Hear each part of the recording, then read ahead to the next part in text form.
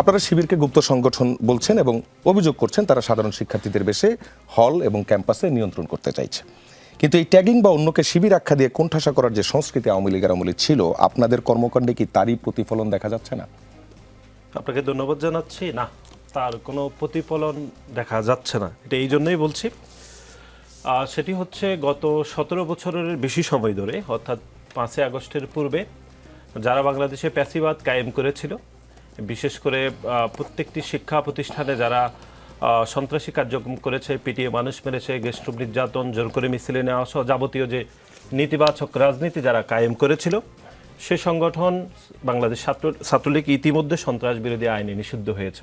কিন্তু আমরা 5 তারিখের পরে যেটি লক্ষ্য করলাম সেটি হচ্ছে ছাত্র শিবির সেই 5 তারিখের পরে আত্মপ্রকাশ ঘটেছে এবং আত্মপ্রকাশের পর থেকে আমরা বিভিন্ন ক্যাম্পাসে দেখলাম যারা গত 17 বছর ধরে প্যাসিবাদ কায়েম করেছিল তাদেরই একটি অংশ ছাত্র শিবিরের বিভিন্ন পর্যায়ের শীর্ষ নেতৃত্বে আসা আমরা দেখেছিলাম।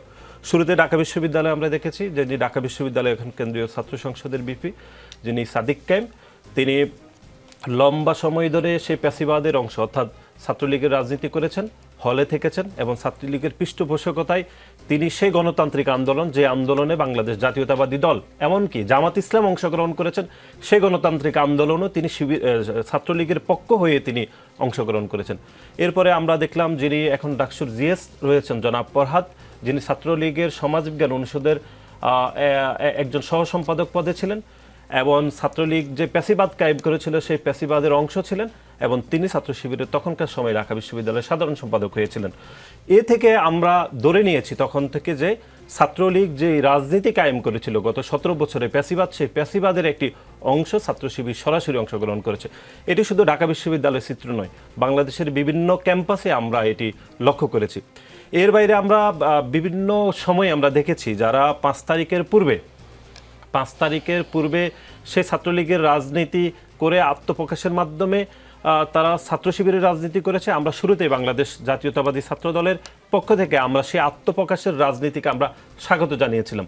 কিন্তু আমরা এখনো পর্যন্ত দেখলাম ছাত্র শিবির বিভিন্ন ক্যাম্পাসগুলোতে এখনো তারা গুপ্তভাবে রাজনীতি করছে। তারা তাদের কমিটি প্রকাশ করছে না এবং কমিটি প্রকাশ না করার খেসারত সাধারণ শিক্ষার্থীদেরকে দিতে হচ্ছে। যেমন আমি ধরুন আপনাকে এক্সাম্পল দিচ্ছি, ধরুন ঢাকা বিশ্ববিদ্যালয় কেন্দ্রীয় ছাত্র সংসদের যিনি জিএস জনাব ফরহাদ গণমাধ্যমে একাধিকবার টকশোতে বলেছেন যে ঢাকা বিশ্ববিদ্যালয়ে তাদের প্রত্যেকটি হলে তাদের ছোট ছোট কমিটি রয়েছে, কিন্তু সেই কমিটিগুলো প্রকাশ করছে না।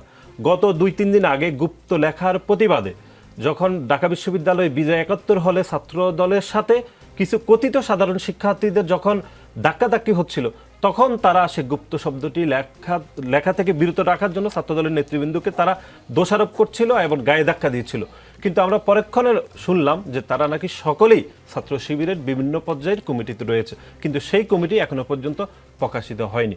সেজন্য আমরা বলছি যে এটি কোনো দোষারোপের রাজনীতি নয়, এটি কোনো ট্যাগের রাজনীতি নয়। ছাত্র শিবির 5 তারিখের পরেও আগের মতো সেই গুপ্ত রাজনীতি করে। এই বিষয়টাকে এখন সামনে কেন নিয়ে আসতে হলো? এটি আপনি কোনোভাবে কন্টেম্পোরারি হলো কেন? এটি হচ্ছে আপনি জানেন যে চট্টগ্রাম সিটি কলেজের একটি গ্রাফিতিকে বাংলাদেশ জাতীয়তাবাদী ছাত্র দলের পক্ষ থেকে সেখানে গুপ্ত লেখা হয়েছিল। আমরা ধরে নিচ্ছি যে ছাত্র শিবির এতে সংক্ষুব্ধ হয়েছে, কারণ সংক্ষুব্ধ হওয়ার কথা, তারা ওনারা নিজেরাই গুপ্ত। সে সংক্ষুব্ধের প্রতিবাদে তারা আরও 100টি গ্রাফিতি লিখতে পারতো, কিন্তু সেটি না করে তারা বাংলাদেশ জাতীয়তাবাদী ছাত্র দলের নেতাকর্মীর উপর সেখানে হামলা করেছে। সে হামলার রেশ বাংলাদেশের বিভিন্ন শিক্ষা প্রতিষ্ঠানে আপনি দেখেছেন। আমরা দেখেছি যে পাবনার ঈশ্বরদী সরকারি কলেজের ছাত্র শিবিরের বিভিন্ন পর্যায়ের নেতৃবৃন্দরা ছাত্র দলের নেতাকর্মীর উপর হামলা করেছে, এমনকি বিএনপির পার্টি অফিস পর্যন্ত ভাঙচুর করেছে। আমাদের বক্তব্য হচ্ছে ছাত্র শিবির যদি গুপ্ত না হয়ে থাকে তাহলে ছাত্র শিবির এই শব্দ চয়নে কেন তাদের এত সমস্যা থাকবে? কারণ ছাত্র দলের পক্ষ থেকে তো গুপ্ত সাথে শিবিরের শব্দ লেখা হয়নি। তো তারা যদি গুপ্ত না হয়ে থাকে তাহলে সংক্ষুব্ধ হবে কেন? আর যদি সংক্ষুব্ধ হয়েও থাকে তাহলে আমি মনে করি তারা আরও 100টি গ্রাফিতি বাংলাদেশ জাতীয়তাবাদী ছাত্র দলের বিপক্ষে চট্টগ্রাম সিটি কলেজে তারা অঙ্কন করতে পারত, কিন্তু সেটি না করে তারা সংঘর্ষ জড়িয়েছে। এবং সংঘর্ষ জড়ানোর পরে আপনি খেয়াল করে দেখেছেন যে তারা একটি এখানে ভিন্ন একটি গেম খেলেছে, যে তারা বাংলাদেশের সাধারণ শিক্ষার্থীদেরকে বিভ্রান্ত করার অপচেষ্টা করেছে, যে তাদের উপর হামলা করেছে। এটিকে আমরা নাম দিয়েছিলাম, এর আগেও আমি বলেছি যে ভিকটিম প্লে কার্ড চালু করেছে। এটি শিবিরের আগে একটি চরিত্র ছিল, এখন এক ধরনের দুশ্চরিত্রের অংশ, যে তারা নিজেরা হামলা করে অন্যের উপর হামলার দায় চাপায়।